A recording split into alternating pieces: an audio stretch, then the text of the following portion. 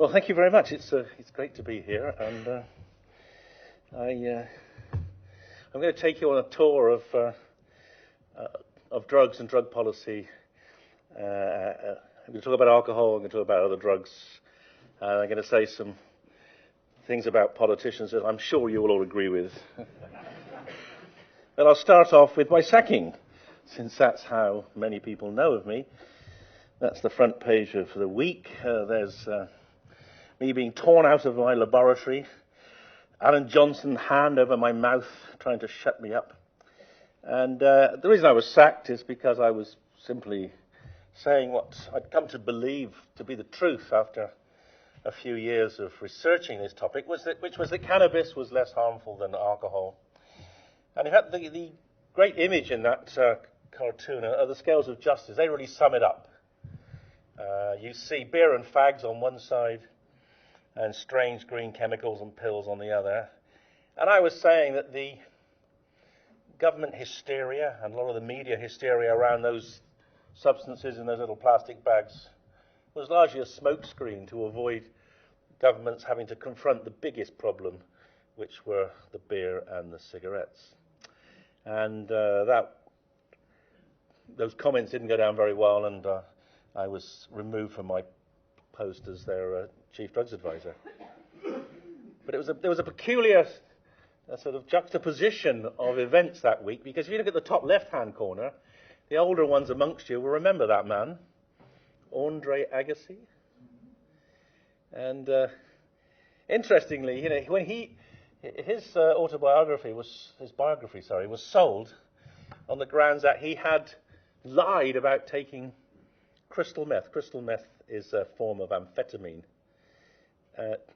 And it really rather sums up the sort of paradox about drugs. And you can get sacked for telling the truth about drugs, i.e. me, but you can lie about drugs and then bring it out to the surface when you want to sell your book.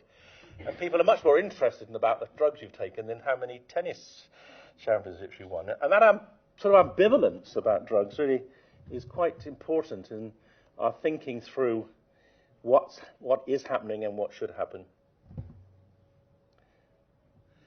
At the time, people said, well, how do you know? How do you know you're right, Nutt? How do you know that cannabis is less harmful than alcohol? Well, I knew, and I'll tell you how I knew, but now I know I was right, because this man agrees with me now, Mr. Obama, President Obama. A remarkable statement.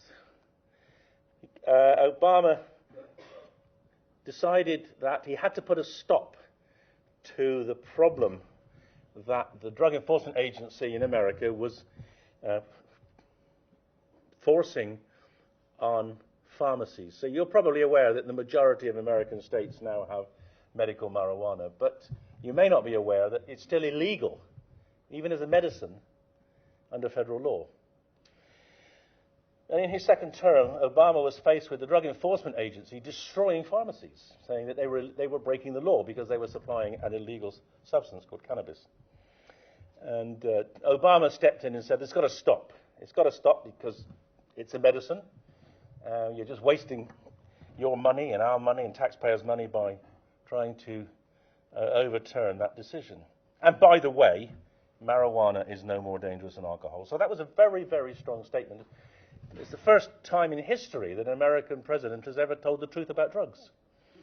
And it's a landmark statement, because up to that point, internationally, America controlled the UN and the WHO attitude to drugs as well.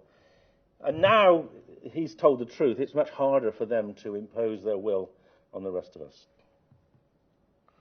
But let's go back to basics. One of the things I discovered when I started working as a government advisor in about 2000 was that there was no definition of what a drug was. And that, to some extent, explains some of the problems and paradoxes we have today in understanding drug policy. Because without a definition of what a drug is, it's left to various groups, lobby groups, politicians, to make the decision. And as a scientist and a pharmacologist, I have always thought that scientists should dictate. But in reality, the people that have decided what drugs are aren't necessarily the people who we would really trust to make those decisions. For instance, here's one of them, the drinks industries. Say no to drugs, that way you'll have more time to drink. You laugh, but all the time, all the 10 years I was government advisor, we could not persuade the Home Office that alcohol was a drug. And actually, in the end, that was one of the reasons I was sacked, for continuing to argue we could not treat it differently because it was a drug. And the consequences of not understanding that alcohol is a drug, and it's a particularly dangerous drug in some circumstances, are illustrated on this slide. So here's Amy Winehouse, now one of the greatest talents in music in Britain in the last century. And she died, she died, you remember she died. And when she died, I guess most of us thought, well, she'd probably taken an interesting cocktail of probably cocaine and maybe a bit of ecstasy. And we were all very surprised when the coroner's report said she died of alcohol poisoning. And Amy's case is a very sad case because Amy was both a heroin addict and an alcoholic. And she stopped using both drugs. But it was the alcohol that killed her when she relapsed, because the 6 weeks she was dry meant that she lost tolerance. And when she relapsed, she drank a litre of vodka and dropped dead. And she dropped dead with a blood alcohol level of 450 milligrams %, which is 5.5 times the legal driving limit. That's, for most people who aren't alcohol tolerant, a lethal level. But when she was alcohol tolerant, it wouldn't have killed her. We have people walking into or being carried into casualties in St Mary's with blood alcohol levels of over 600 regularly because they're tolerant. So she died because she'd stopped drinking. And she was part of this modern trend, or almost a demand, that people are in recovery and are abstinent in recovery. And that's the most dangerous situation to be in. If you're addicted to alcohol or to heroin, and you go into abstinence, you lose tolerance, and then when you relapse, you die. More common with heroin than with alcohol, but certainly it does occur with someone like her. And that's one of the problems with our current policy. Our current drug and alcohol policies are all about stopping people using rather than protecting them from the harms of the drugs they do use. So what would I say? Well, I would say a drug is a chemical which, when taken, produces physiological changes. And in the context of what we're discussing tonight, usually relates to the fact that people take drugs because they have pleasurable or desirable effects in the brain. But of course, drugs can be damaging. And the reason we have drug laws is purportedly to reduce the harms of drugs. So let's look at the most significant harm to most people, which is death. So here's the most recent data we have from the Office of National Statistics. Still today, tobacco is the leading cause of death in terms of drugs, in fact in terms of anything. Over 80,000 deaths a year from tobacco. Half of all smokers die of a smoking-related disorder. Economists call those good deaths because smokers pay an awful lot of tax on their tobacco, and then they die before they can draw their pensions and recoup it. So they actually do they're a net gain to society. Alcohol is about 28,000 deaths. They're less good deaths, as I'll show you, because a lot of those deaths are in young people, like Amy. And then there are opiates, and you'll think I'm a bit lazy because I haven't actually increased the y-axis on the opiate curve. And I've done that deliberately to emphasize in the last 2 years we've seen year on year big increases in the number of people dying from opiate overdose. We have the highest number of deaths ever recorded in this country from opiates in the last 2 years. And that's because we don't bother to treat people anymore. We just say stop using, and if they don't stop using, they die. And there are cynics who say, well, that's part of the ambition. If they all died, we wouldn't have any more addicts, would we? And then you see paracetamol bumming along at about 200. Cocaine. You might say, well, why have I put cocaine the other side of paracetamol? Well, it didn't used to be the other side. When I first started using this graph, paracetamol and cocaine were about even. But cocaine deaths have risen and risen, and I'll show you why. So they now exceed paracetamol deaths, almost twice paracetamol. Then amphetamines, cannabis, ecstasy, a drug called mephedrone I'll come back to. So if you really care about the harms of drugs, just do something about tobacco, which we're doing, with at least by encouraging e-cigarettes, and you do something about alcohol and opiates. And alcohol is unquestionably the largest problem we have in terms of health harms in young people in Britain today. You can see the statistic there. Alcohol is the most common reason for death in men under 50 in this country, overtaken suicide and road traffic accidents. Why is that? Because the average age at which someone becomes an alcoholic in this country is 15, 3 years before they're allowed to drink, because there's a vast exposure of young people to alcohol. This graph is even more disturbing. This graph shows the standardized mortality rates from a range of different disorders. Each color is a different disorder. You can read them on the right: circulatory, ischemic heart disease, brain disease, cancer, respiratory disease, blah, blah, blah. They're all standardized to 100%, and they're standardized to 1970 death rates. Why do we collect these data? Well, we collect these data because we want to know how we're doing as a health service. And you can see, with all the lines other than the red line, we're doing very well. Mortality rates from circulatory disorders, ischemic heart disease, etc., have fallen to 50% of what they were in 1970. Why is that? Well, it's because we're healthier, we've managed to reduce pollution, we eat better, and we've got better doctors and better health care. So that's exactly what you'd expect. You want to see those downward curves. So isn't it strange, the red bar, that liver disease has gone in the opposite direction? And after 10 years, you might say, well, maybe that's just a statistical glitch. And after 20 years, you know that was a certain change. After 20 years, death rates from death rates from liver disease had gone up. They doubled, whereas all the other death rates will be going down. What did the government do then at this point? Big inflection. They just made alcohol available in corner shops and supermarkets, which increased consumption by about 30% and led to a much greater rise in liver deaths. Now, 80% of those deaths are due to alcohol, and 20% are due to viruses like hepatitis A, B, and C. So now we have seen over 40 years a quadrupling of deaths from liver disease due to alcohol.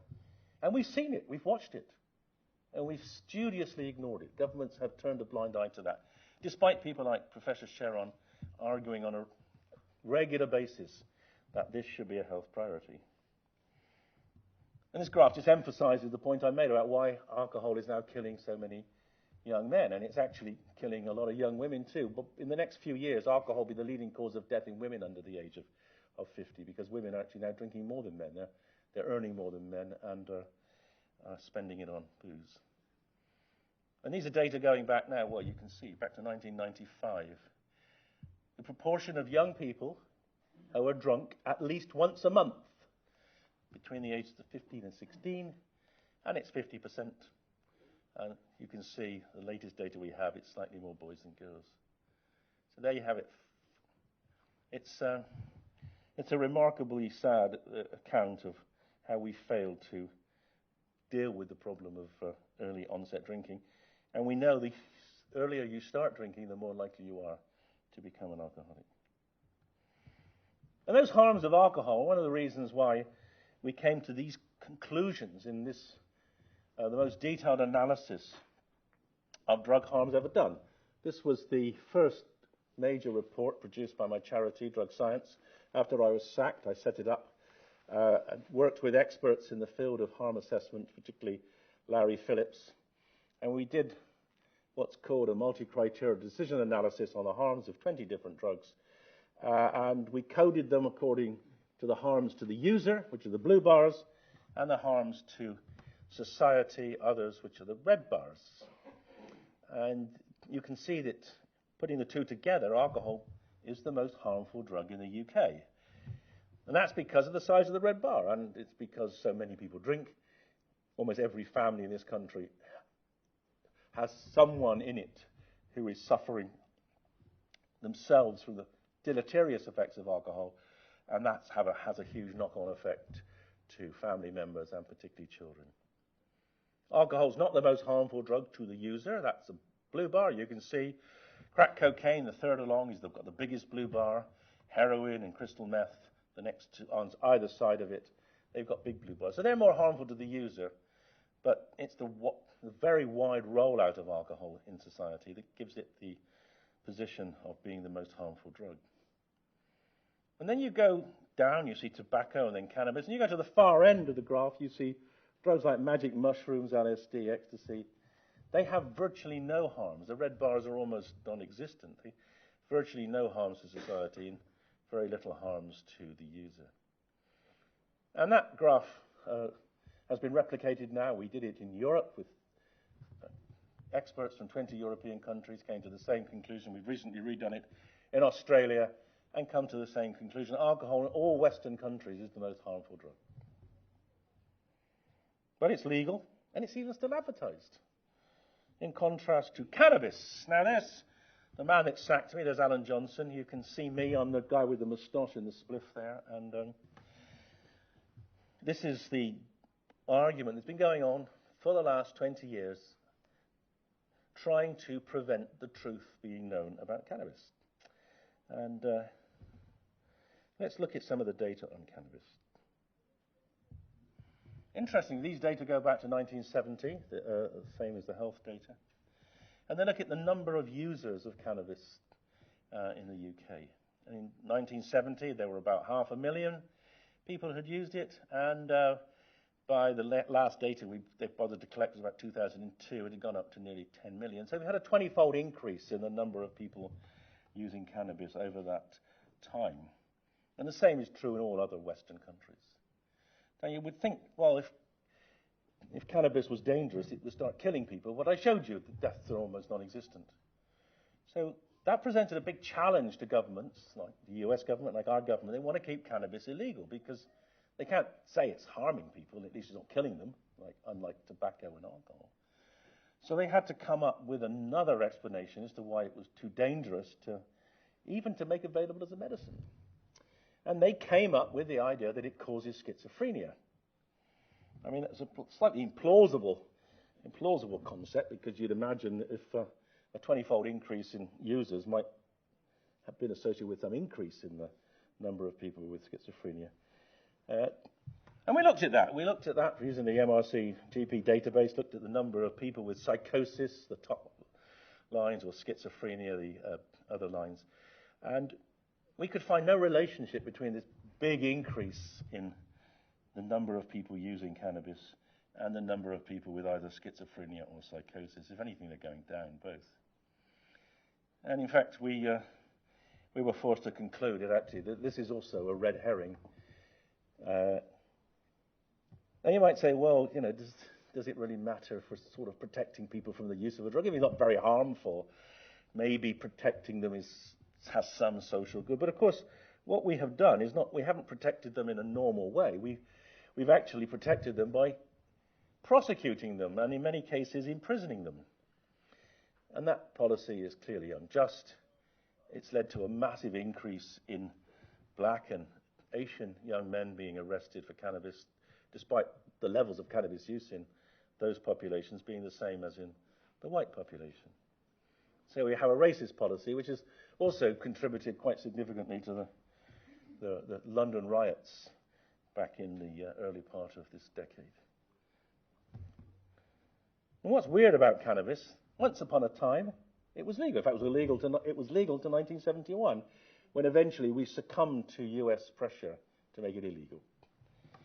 And here you have a young Queen Victoria, the most powerful woman the world has ever known, who liked cannabis. She used it for period pains.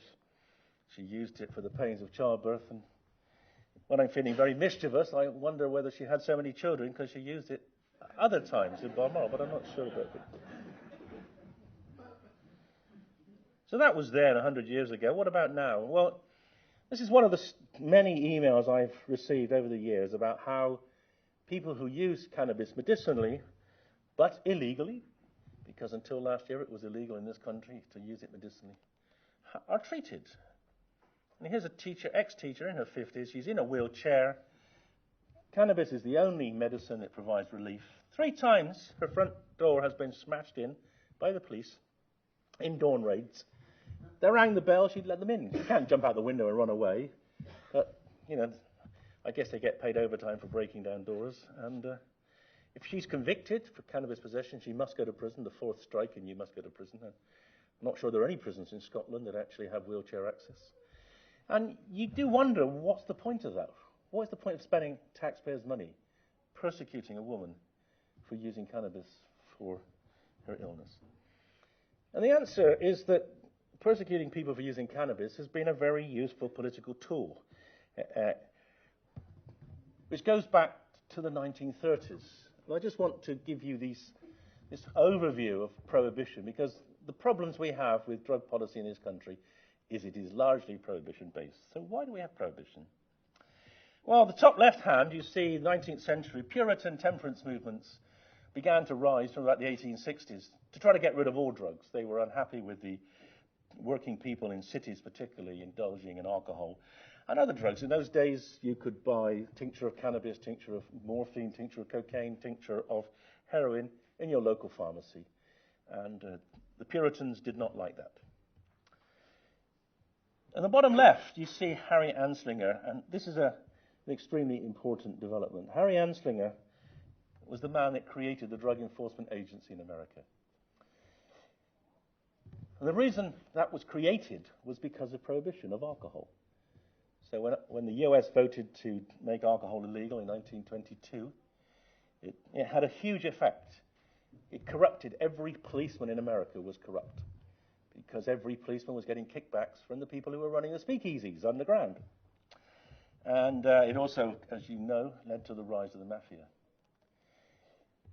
And that state of lawlessness was worrying, so they recruited this man, Harry Anslinger, to set up a separate army, the Drug Enforcement Agency as it is now, an untouchable police force to combat the mafia. And they weren't very successful, but they became very famous. He was the second most famous man in America, more famous even than the president, second only to Hoover. But then in 1933, the unthinkable happened. The US Senate voted to make alcohol legal again. And he was faced with losing his job, and also that his 35,000 men were going to lose their jobs. So he was very clever. He thought quickly. He thought, there's got to be another problem with drugs. And he created one. It was called marijuana. And he persuaded the US government that if, once alcohol was legal, marijuana would become a huge problem. He started invoking concepts like Mexicans crossing the border with drugs, sort of, you know, a narrative which runs on still to today. And he was very successful. He kept his job. Marijuana was made illegal. And actually, the reason we banned medical marijuana in 1971 is because the Americans banned it way before then. They banned it in 1934 to try to stop people using it recreationally. And they were very angry that we wouldn't ban it. And eventually we gave in. Every single law in this country, every drug law in Britain, with one exception, which is the recent Psychoactive Substances Act, every single law we have made at the behest of the Americans. Not instantly necessarily, but every law eventually of ours fits with their desires. And then there's political expediency, which I'll come on to. And then there's competing commercial interests. The alcohol industry was very worried by alcohol prohibition.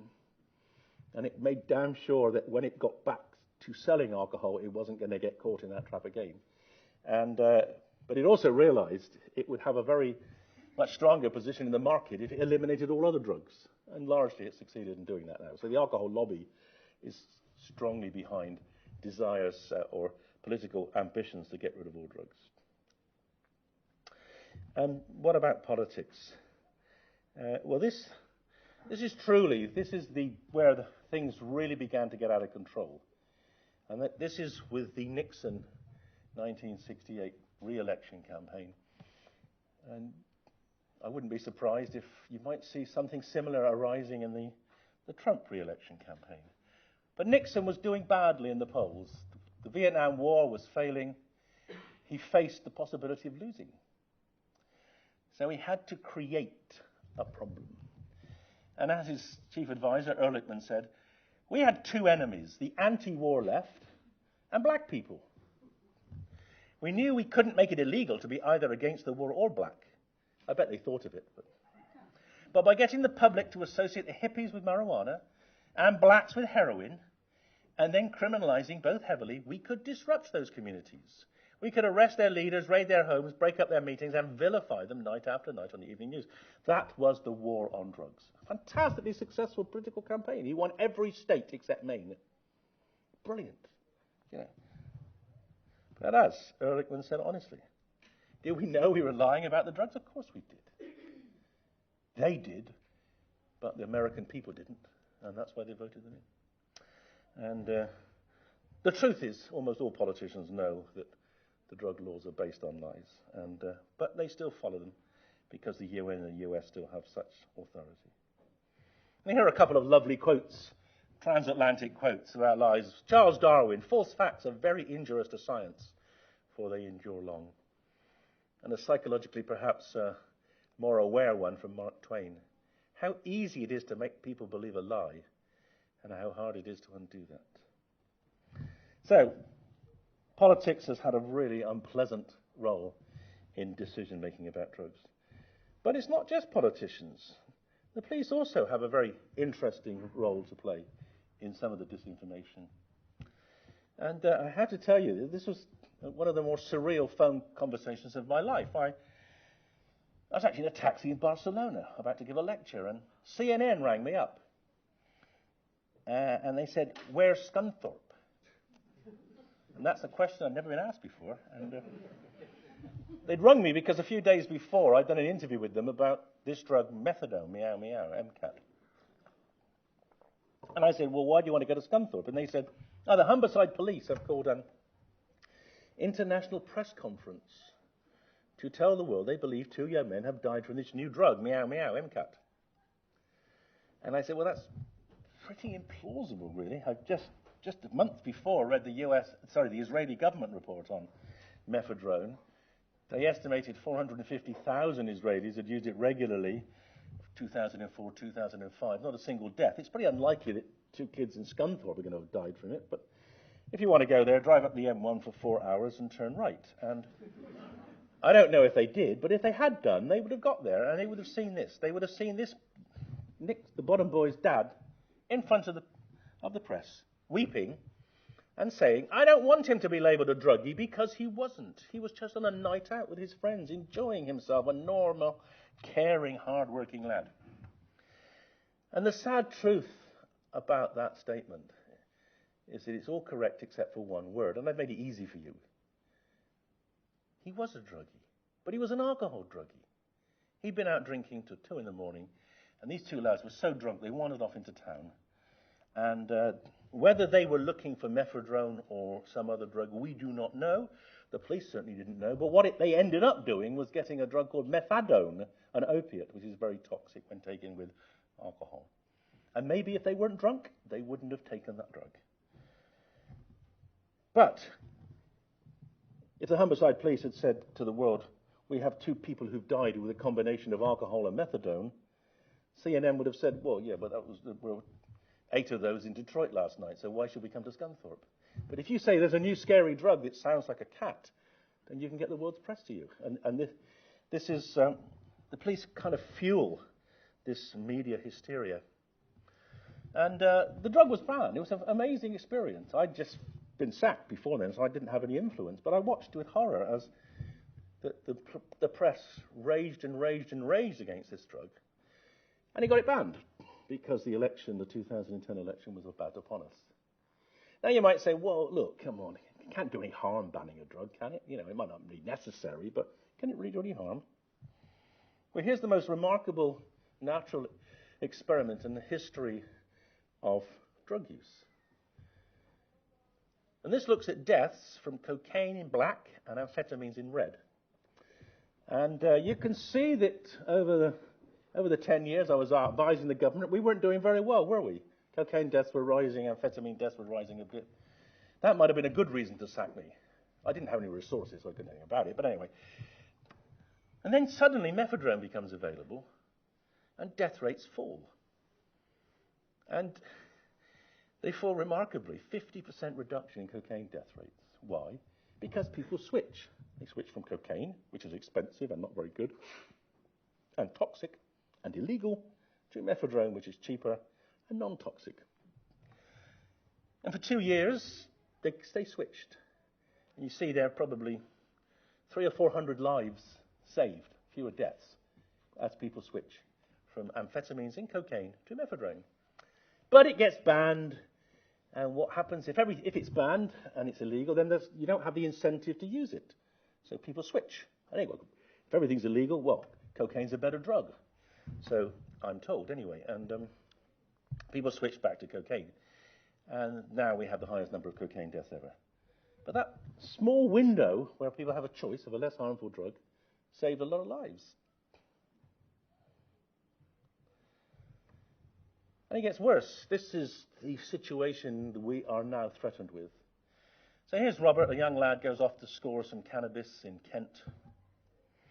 And his dealer says, hey, I got some nice E. Would you like that too? And he takes the E.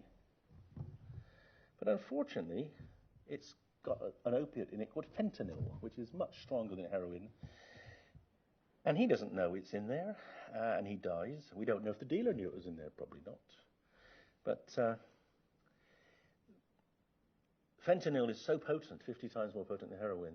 It's sneaking into opiates, it's sneaking into other drugs. And really, the only way we can deal with that is actually to allow people to know what they're taking and to give people a chance to have their drugs tested. But it gets worse, and this is true. This is the one law we brought in without the pressure from the US, and that's the Psychoactive Substances Act. This bans the sale of any psychoactive substance now or ever to be. It's the only law we have which bans things that don't exist but could exist in the future. It bans drugs which could make you cleverer or live longer. It even bans drugs that could make you vote Tory. But we're not sure there are any that strong. Why do we have this? Why do we have a law that bans things, everything? Oh, I should say, the only exemptions, by the way, are alcohol, tobacco, and caffeine. And you say to the government, why are they exempted? And they say precedent. That's great science, isn't it? Yeah. And actually, one of the big problems is nitrous oxide, laughing gas. Now, some newspapers, the Sun and the Mail particularly, they have an ambition to ban things. You know, they like to create hysteria around drugs and get drugs banned. And the Sun decided to take on soccer players using laughing gas. Why do soccer players use laughing gas? Because the effect lasts for 5 minutes. You can still go and play a decent game the next day. If you get drunk to the same level as you get high on laughing gas, you're not very good the next day. So soccer players are really quite smart. They don't want to screw up their performance. They just want to have a good time at a party. But the Sun knew that getting hysterical about soccer players using laughing gas would make them the laughing stock, because even the old ladies who read the Sun would say, oh, it's pathetic. I had it when I was giving birth. That wasn't that worrying. So they changed the name. They changed it from laughing gas to hippie crack. Now, this truly is absurd. But there's nothing, you can't stop them. They can call it anything you like. No self-respecting hippie is going to use laughing gas. It's not as bad as cocaine, but it scares the public. My God, tie-dyes are coming back and they're on crack. And I'm very angry about this because this is a British drug. Laughing gas was discovered by Priestley and Davy. They used it themselves. They wrote a lot about the insights it gave them, not just into chemistry, but also into their own minds. 200 years, there'd been no deaths apart from suicides, I believe. Coleridge and Southey, when they couldn't get opium, they used it for poetic inspiration. Millions of women have used it for child. Well, I had it when I broke my wrist a few years ago. You know, it's a widely used anaesthetic. And even Prince Harry used it, and, you know, not much harm has come to him. But here's the comparative risks. Nitrous oxide, 1 to 2 deaths per year, usually inhaling the balloon accidentally. Alcohol, at least 5,000 direct poisonings from alcohol, another 15,000 from all the other effects. So why they banned it? Well, they banned it, as I say, because footballers use it. Here are two faces of nitrous oxide. On the left, Raheem Sterling inhaling a balloon at a party. On the right hand, Luke Shaw inhaling nitrous oxide when he's carried off the pitch in Basel. Isn't it interesting when they say, oh, look, he's been carried off the pitch with his broken legs and they're giving him oxygen. They're not giving him oxygen. He's at sea level. He doesn't need oxygen. They're giving him nitrous oxide. And anyway, because footballers use it, it's now illegal under the Psychoactive Substances Act. And there's vast numbers of prosecutions for it, which is not only unnecessary, but also a huge waste of my money and your money. And I want to just look a little bit more at the politics. Some of you probably don't even remember who she is, but she was once the Prime Minister. And here she is they're out of power, 2003, and I remember this. I actually wrote this quote down then. Because she said, as chairman of the Tory party at their national conference, we must escape the image of being the nasty party. And I thought, there's something wrong in that sentence. Why doesn't she just stop being the nasty party? The image, and of course that gave it away. They were the nasty party, and they still are. This is what she's saying now, or she was. I'll stop you having fun as Home Secretary, even if it's harmless. But as a daughter of the church, what she means, thou shalt have no other drug but me. That's the alcohol she's drinking. Forever and ever. Amen. And of course, this is... hey, I haven't updated this slide. I've just realized, of course. So there's one Prime Minister, David Cameron, in utero almost, saying the proles are complaining we'll ban nitrous oxide. And here's the present Prime Minister. There's Boris saying, let them snort coke. It was good enough for us. And that is part of the problem. We know that the Bullingdon Club spent a lot of time and used a lot of drugs to stay functioning while they drank a lot of alcohol. But they never got caught, and even if they had got caught, they wouldn't have gone to prison because they're rich white men. Now, this Psychoactive Substances Act, I think, is one of the worst laws ever because it's immoral. The only drug you can now use legally, really, is alcohol, which is one of the more harmful drugs. It'll increase harms and deaths through the black market. It's based on a lie. It's based on lies. It bans nitrous oxide. It's anti-scientific. I mean, I would like to invent a drug that might make me cleverer or live longer. But if it works on my brain, it's illegal. And that's a huge disincentive. I think it's the worst law since 1559, when, as you all remember, the English government, or whatever, the king, I suppose, the queen actually at the time there, banned Roman Catholicism because they had a different view of what wine at the services were, the Act of Supremacy. Another very immoral law. Well, we've been fighting back. One of the things we've been fighting back is about medical cannabis, and we've succeeded. We thought we'd succeeded. A year ago, cannabis was made a medicine. Well, not quite, on the 1st of November. In that time, there have been 12 prescriptions.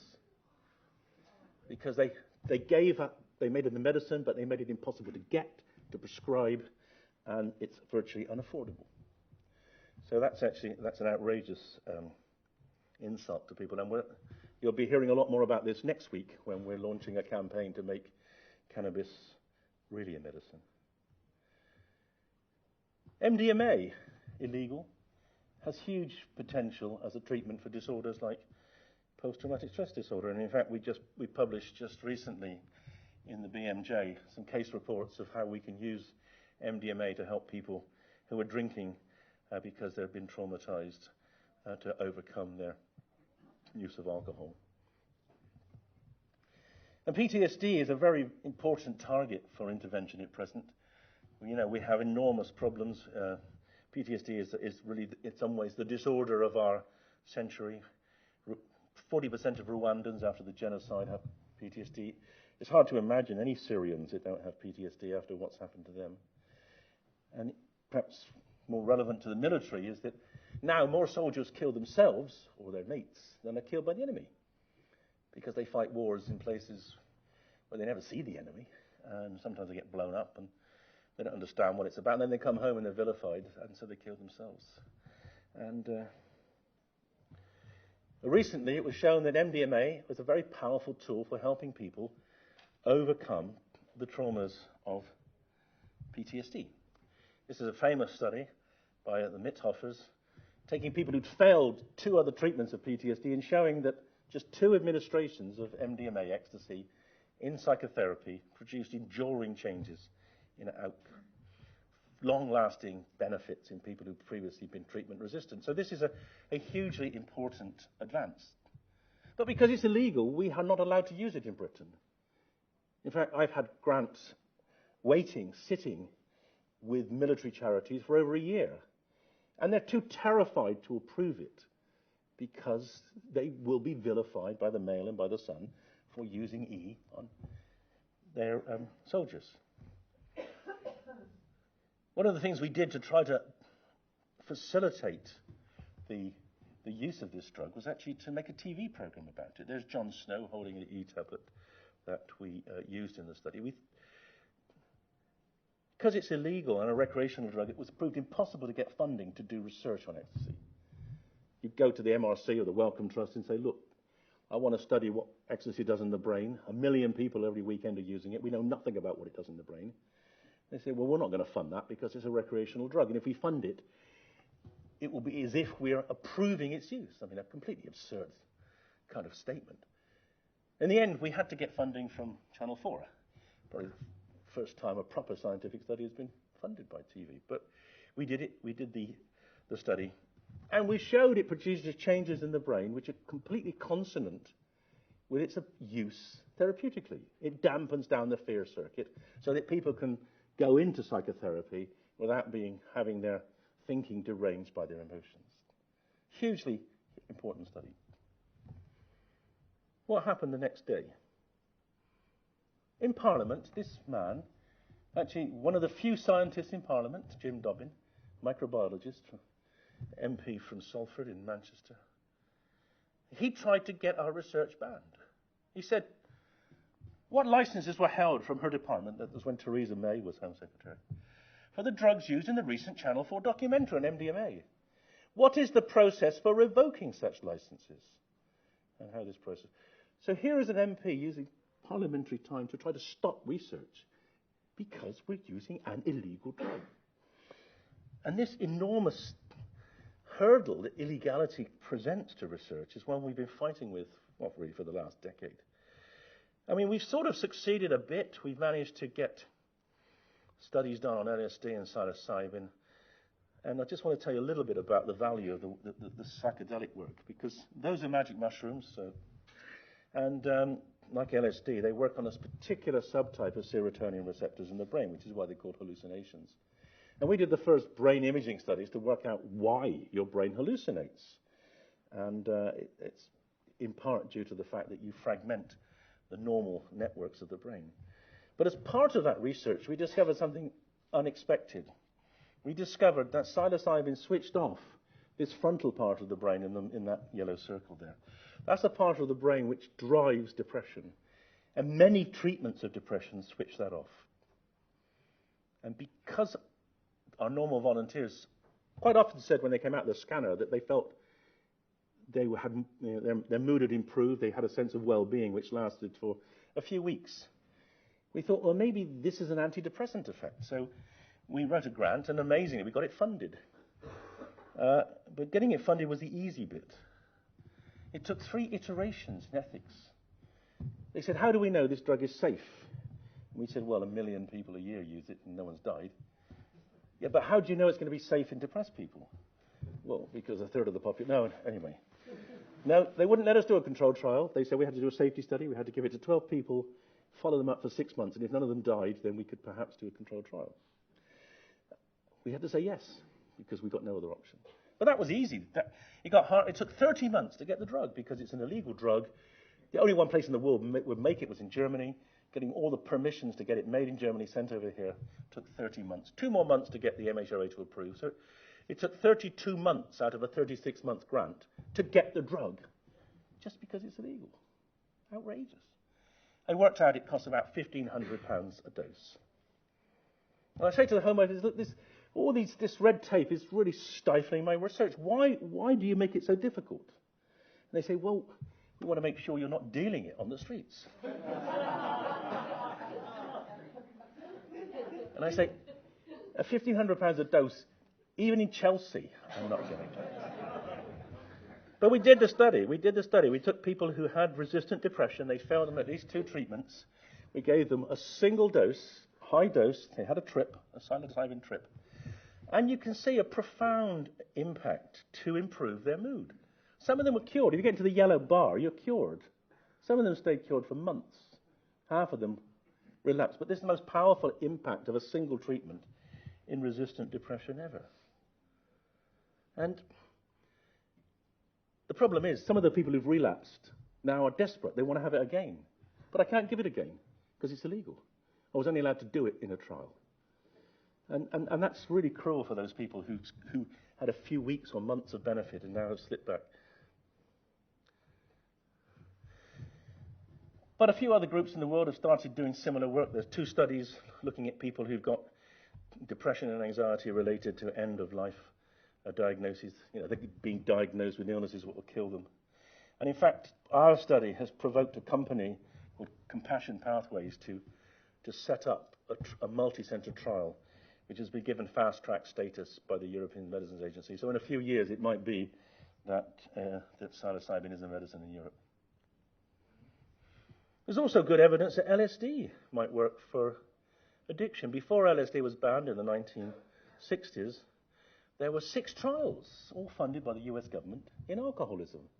The effect size of LSD in alcoholism, a single or 2 doses, is better than any treatment we have today for alcoholism. But we can't use it because it's illegal. Now, since it's been banned, that's 50 years since it's been banned, at least 100 million people worldwide have died of alcohol-related disorders. So if LSD only helped 10%, that'd be 10 million lives saved. That will be one of the great public health advances of all time. But we can't use it because it's illegal. Well, as I said, we're fighting back now. There's now studies with psilocybin, magic mushrooms, to help people stop smoking and stop drinking. There are fears. I mean, these are the kind of arguments that politicians have used to me. If you make them medical, people use them recreationally. But actually, the reality is, that's why medical cannabis was resisted in this country till last year. Both previous governments thought medical cannabis would increase recreational use. And we kept saying, well, we've got the highest level of recreational cannabis use in the world. It's pretty unlikely anyone's going to get it. And we were right, of course, because it costs £1,000 a month to have medical cannabis. No one pays that much for their recreational. We don't see displacement. Where cannabis is legal in the US, we don't see displacement. And it gives the wrong message, they say. It gives the wrong message. What is this message? The message that actually we've been lying all along? No. And this is the problem, and this is why the war on drugs has been a particular problem. Because when war comes, reason is regarded as treason. And that's why I was sacked. Because telling the truth about something you're fighting a war against is anathema to governments. And if we were sensible about drugs and used scientific approaches, we could revolutionize the harms of many drugs. The Swedes have got rid of lung cancer in smokers because Swedes don't smoke anymore. They use snus. Snus is illegal in this country because it competes with the tobacco industry. I mean, it's absurd, but true. We could make safer forms of alcohol. I wrote an article about this 10 years ago in the New Scientist. I have invented forms of substances which mimic alcohol, but which won't be anything like as harmful. When I go to investors, they say, are they legal? I say, yeah, I think. They say, can you be sure? And I say, well, no one knows because the Psychoactive Substances Act says everything's illegal. So, and they say, well, that's just too risky for me to invest. And at present, we are looking to do this research in China or America, where they don't have such stupid laws. And I'm just going to finish by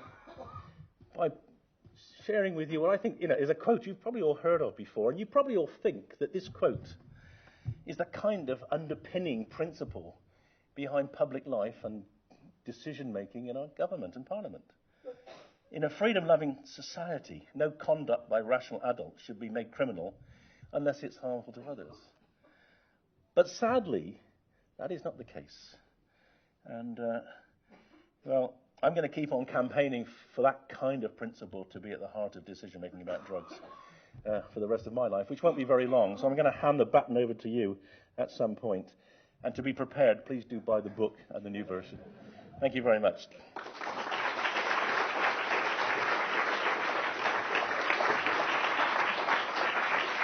Thank you, David. Okay, thank you very much, David, for a great talk. We've got about 20 minutes or so for questions, and I think the person armed with a microphone will get to answer the questions, so maybe Derek first. I'm curious as to if you've looked at what's been happening in Canada with the legalization of cannabis, and particularly the way in which they've done it. Because I presume there are good ways to legalize things and poor ways to legalize things. Yeah, the poor way is called Colorado, where they have opened a completely free market in cannabis and have no regulations in terms of the formulations or the concentrations. And then, you could buy a gummy bear with 100 milligrams of THC in it and bite the head off and fall over. Yeah, so the complete free market of cannabis, as in Colorado, is very problematic. And actually, they've rolled back now. There are obviously other examples. I mean, so Washington State has a very different model. The Canadian model is interesting because the reason they made cannabis legal in Canada, well, so I'm led to believe, is because they had medical cannabis for 20 years, but doctors would not prescribe. Just like in Britain, doctors don't know anything about cannabis. They're not taught about it, and they're kind of fearful of it because they've been telling everyone how dangerous it is. And now you're saying, I've got to prescribe this drug. So the Canadian doctors wouldn't prescribe. So eventually they said, I'll just make it legal, and then the patients can self-medicate, which is what they're doing. Yeah. So I quite like the Canadian model. Yeah. And if we can't go that far, I'd like the Dutch model where we at least have some coffee shops here. Hi, thank you for the talk. And I'd like to ask, you talked a lot about the barriers created by the law. So how would you view research into things like ketamine, which is already legal for medical use? And research into that, do you think, for example, it could be as effective as psilocybin or LSD? So we know a lot about ketamine, because it's a medicine, because it's an anesthetic, has been used for the last 10 years as a treatment for resistant depression. It works. The effect is quite short-lasting. So normally the effect wears off after about 2 days. So there is a derivative of ketamine called S-ketamine, which is one of the enantiomers, which is now got a license in the States, and it has just been approved just last month by the European Medicines Agency. And if NICE approves it, it'll be on the NHS here. If NICE doesn't, then you'll have to get it privately. But it basically, you take a shot up each nostril twice a week to help improve your recovery so people are put on a normal antidepressant, and if they don't make full recovery, they can be given top-ups of S-ketamine. So we think it works in a similar way to psilocybin. Immediately, they both disrupt the brain circuits which are abnormal in depression. But the ketamine effect is a sort of transient anesthetic effect, whereas the psilocybin effect is much more a resetting. So some people, as you can see, they kind of get out of the depression and they stay out of it for months or years. Good evening. Thank you for a very interesting talk, Professor. How do you think policy should deal with synthetics, which have caused lots of problems, particularly in their potency? It's a really great question. So the first thing is to understand why we have. You're thinking largely about synthetic cannabinoids, I suppose. Yes. So why have we got synthetic cannabinoids? Other countries don't. We got synthetic cannabinoids because we decided about a decade ago it would be nice to punish prisoners more than putting them in prison. That's not enough. No, you can't just put prisoners in prison. You've got to punish them more if they take drugs. So they started, and this was a decision made by the government. It wasn't made by the prison governors. Really did not want this, but they were overruled. You have to test prisoners for drugs. Now, the drug that hangs around longest in the body, or at least the metabolites that hang around longest, is cannabis. So prisoners soon worked out that if they smoked a joint, which they were all pretty much all smoking at least once a night, you could test positive for cannabis for months, and then you would lose parole. You could stay in prison for another 2 years just because you smoked a joint. So they stopped smoking joints. Firstly, they switched to heroin, And then they switched to GHB and progabalin. And then someone said, well, there are synthetic cannabinoids out there which are not testable for. So they started putting these synthetic cannabinoids into prisons. And it's a truly terrible story, because the first tranche of synthetic cannabinoids that were used in prisoners, and also by other people who were trying to avoid detection of cannabis, had been made by the pharmaceutical industry in the 1970s, when people worked out that cannabis was a medicine. They decided to make analogues because they could patent it. And these first few compounds were given to normal human volunteers in the phase 1 studies, and the volunteers said, this is evil. I'm never going to take this again. It's horrible. They're all universally dysphoric and unpleasant. Which is why there isn't one. None of them were developed as medicines.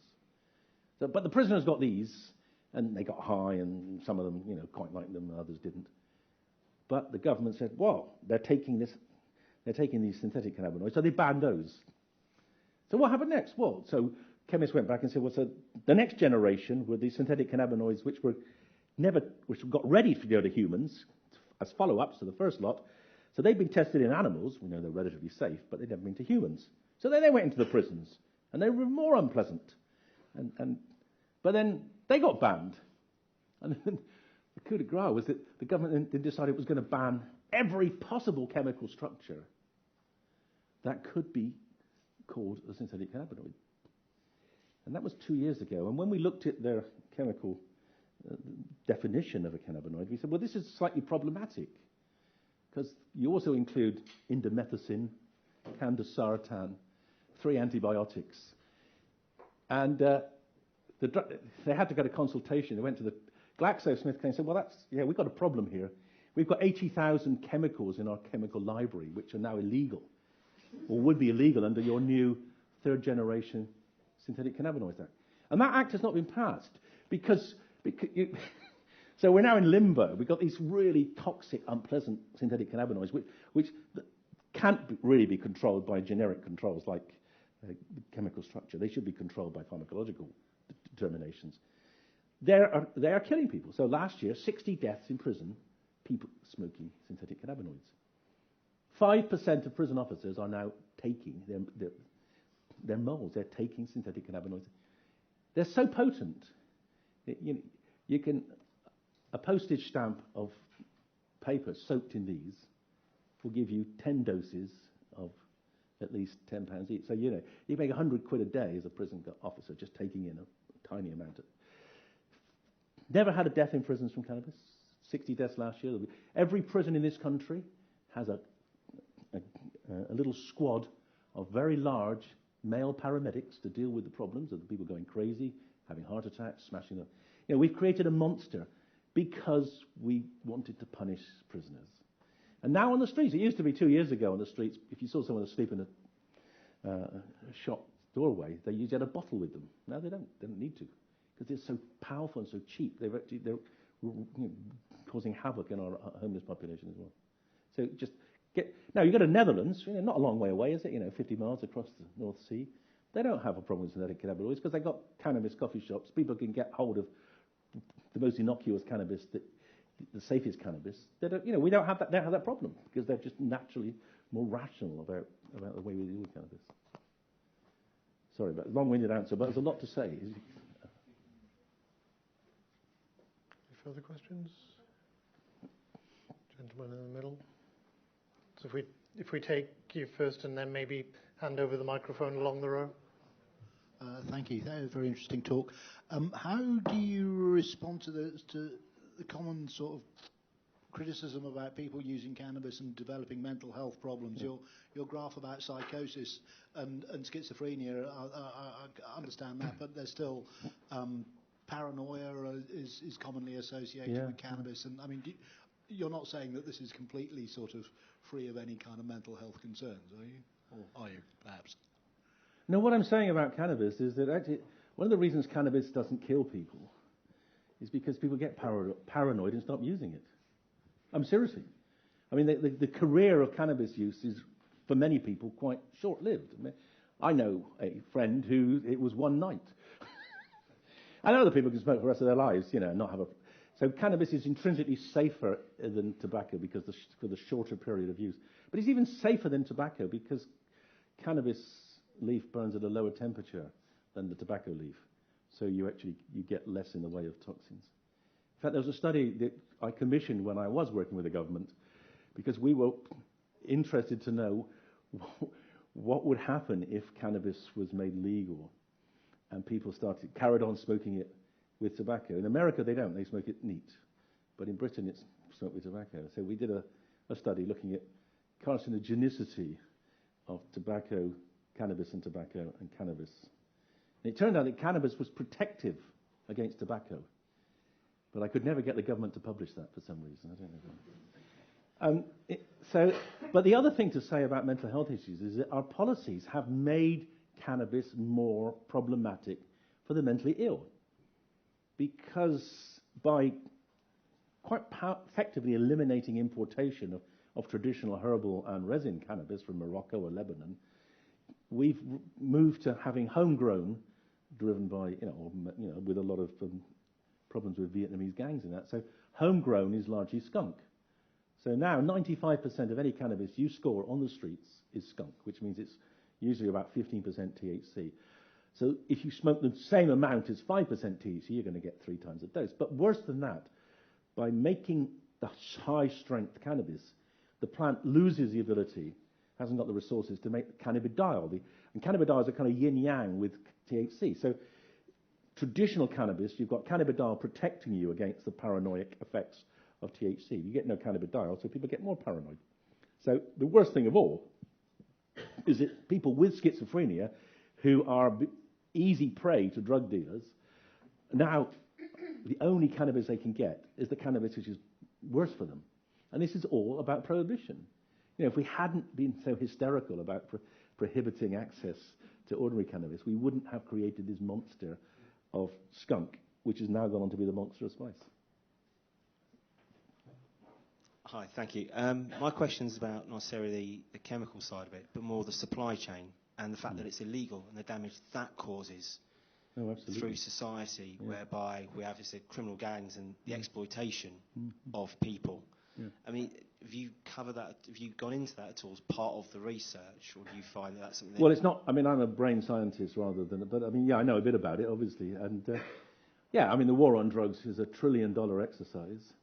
It's been associated with over 1 million deaths, and has probably made things worse. You just have to look at Mexico, and you have to look at the horrific examples of butchery there. You have to look at West Africa. West Africa now is a very many West African states are narco states because the South Americans realise it's easier to get stuff to Europe going in through West Africa than it is to go through the Caribbean, where there's a lot more policing by the Americans.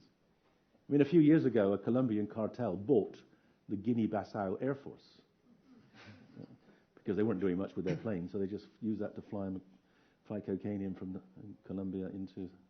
And it's a huge, huge problem now in West Africa. So, I mean, the social consequences of the war on drugs have been vast. Who's next?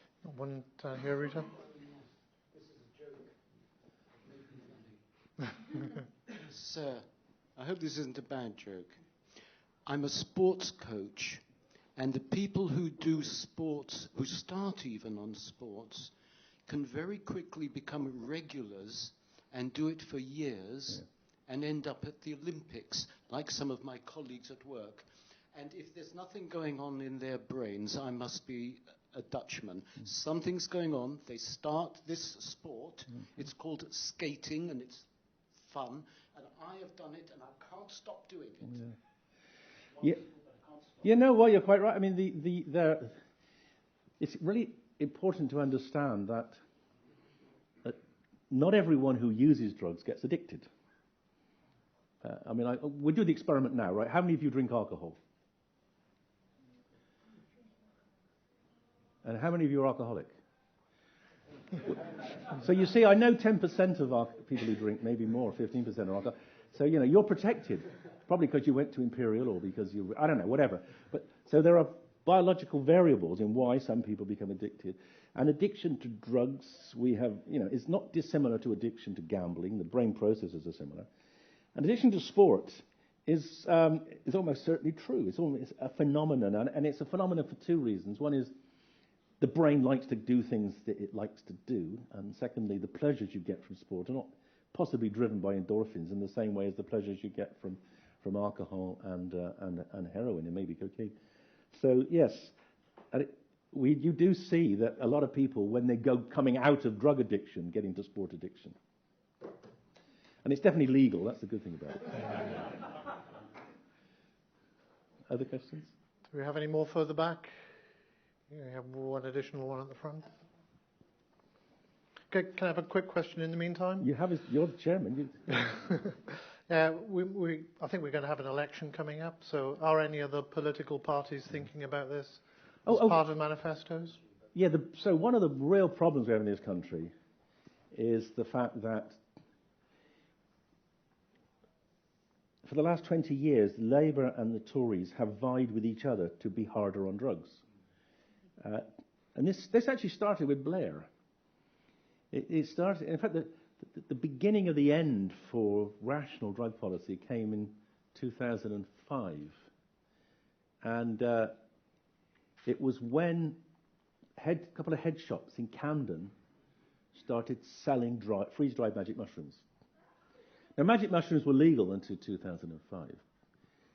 But when they started being sold in London, the Daily Mail got agitated.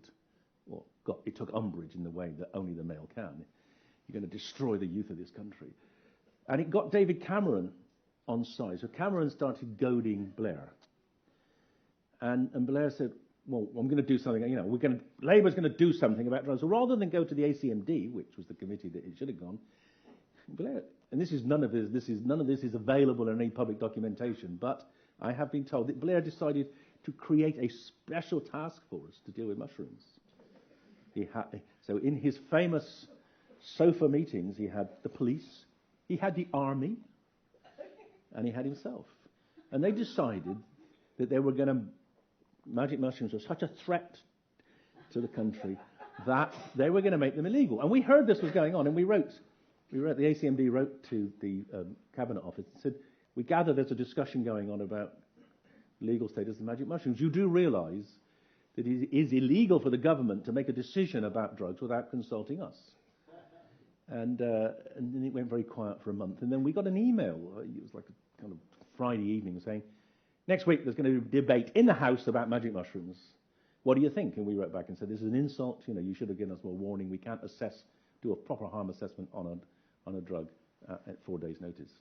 And then the vote was taken, and there was a vote to make magic mushrooms not just illegal, but Class A alongside crack cocaine. At which point, you begin to think this is insane. I mean, why would you put mushrooms, which would be legal, alongside crack cocaine? Because that was Blair being tougher on drugs than Cameron. And then, of course, Cameron got into power and started to be. So the answer to your question is there are two parties that have a rational approach to drugs: the Greens and the Lib Dems. The Lib Dems, in their manifesto, will say that they will make cannabis legal, because they've said that, they've approved that at their last two party conferences. And they will have probably a Royal Commission on drug policy. So if you want the drug laws to change, then vote Lib Dem. We have one question down the front. I'd like to ask, you didn't really talk, or you didn't cover as much other psychedelics. For example, ayahuasca, which, as I understand, is legal in Spain and Germany. Yeah. And I'm interested to know, what you know about them and how their therapeutic use could differ or be compared to. Sure. So ayahuasca is a herbal preparation that produces a psychedelic called DMT. If DMT is psychoactive, it's like a very short-acting magic mushroom, psilocybin, or short-acting LSD. But if you take it orally, it gets chewed up by the liver and the gut, so it doesn't work. But ayahuasca is a plant combination which contains a substance called harmaline, which prevents the breakdown of DMT in the gut and the liver, so you get it in the brain. And it's been widely used. This is a concoction which was discovered by Amazonian tribes probably many thousands of years ago. It's used there by shamans to produce visions and experiences that are very popular and useful in terms of developing communities and helping people make transitions through life. A lot of Westerners now go to Brazil and Peru to have those kind of experiences. And it's being used there as a treatment for depression in the same way as we use psilocybin, but it's legal over there because the Brazilian government basically has said it's legal. The Mexican government. Mexico is a great country. Mexico basically says if it grows, it's legal. And to my mind, that's a very kind of simple way of thinking about things, isn't it? Okay, we have a final question from Rita. Oh, we had one more back there, and then.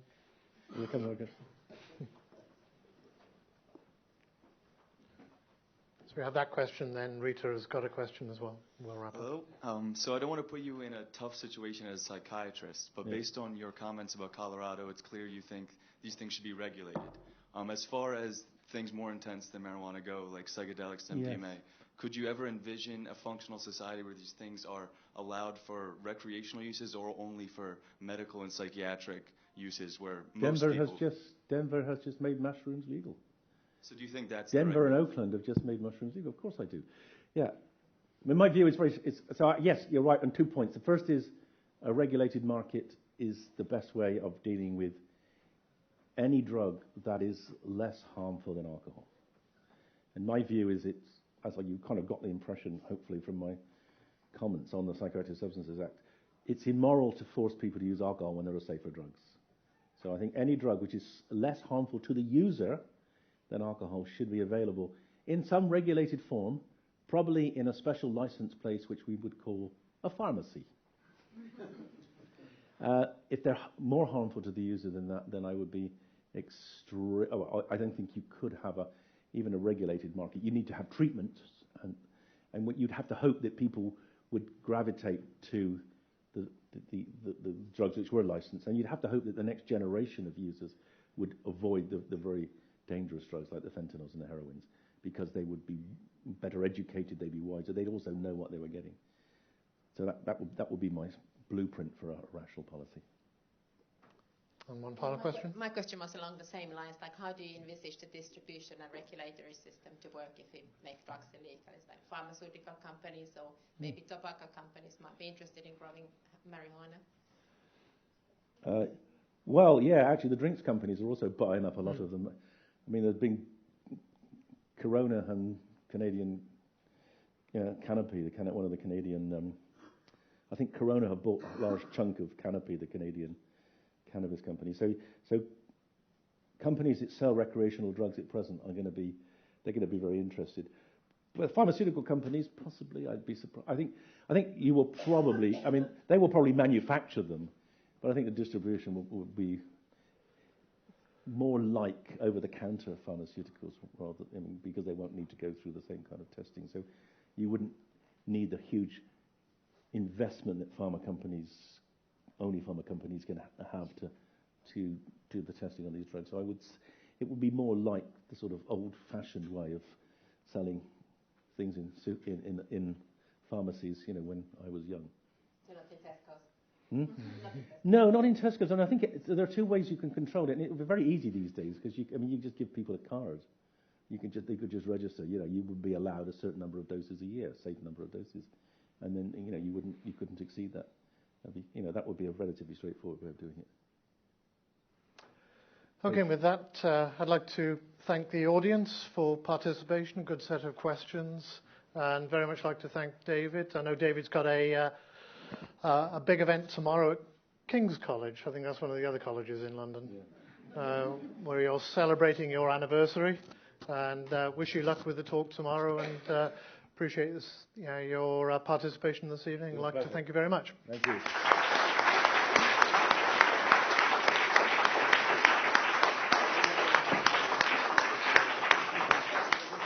And as usual, we have refreshments just outside. So if people would like to move out to the lecture theatre, we'll join you.